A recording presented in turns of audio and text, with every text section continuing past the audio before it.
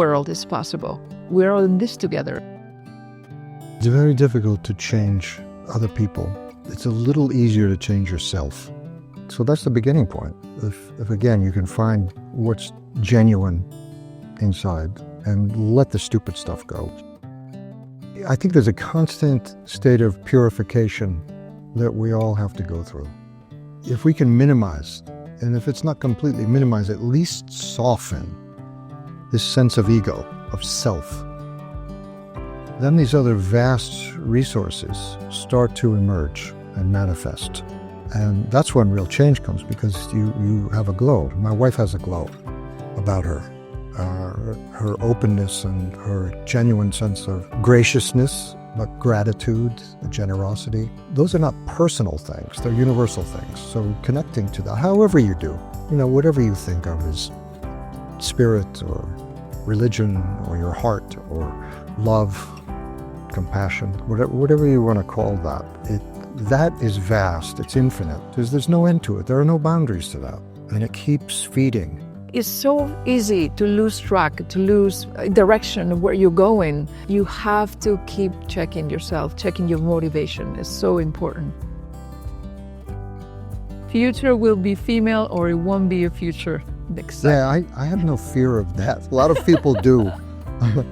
But women, look at my experience, women are the most capable. They are much stronger than men. They are more caring. They're more kind, also more complicated than men. But I mean, really the fine qualities, the Dalai Lama speaks about this very often, that his sense of kindness and love, and especially compassion, came from his mother. Dalai Lama talked about kindness, and he said, whenever you can, whenever it's possible, be kind. And then he says, it's always possible.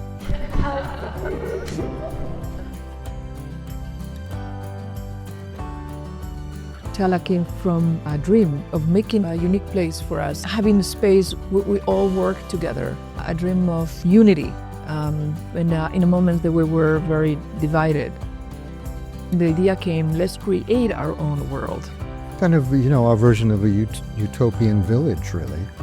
Yeah, and that's how it started. Just as a vision, it was completely unrealistic. But we said, let's be unrealistic and imagine, what if we lived in a beautiful place and people actually were being responsible and cared about the land and the water and cared about the animals and cared about each other?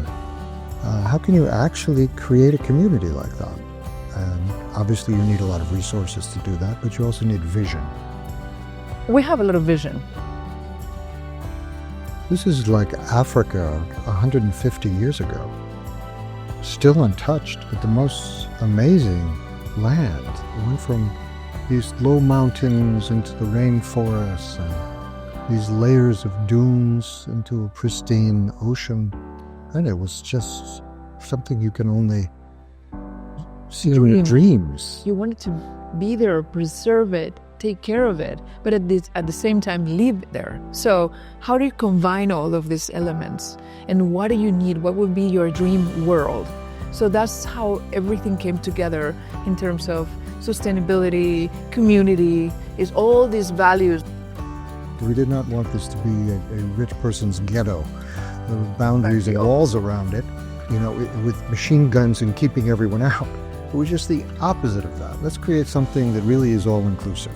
No walls. And we're building bridges instead of walls. Exactly. That was our own mission statement.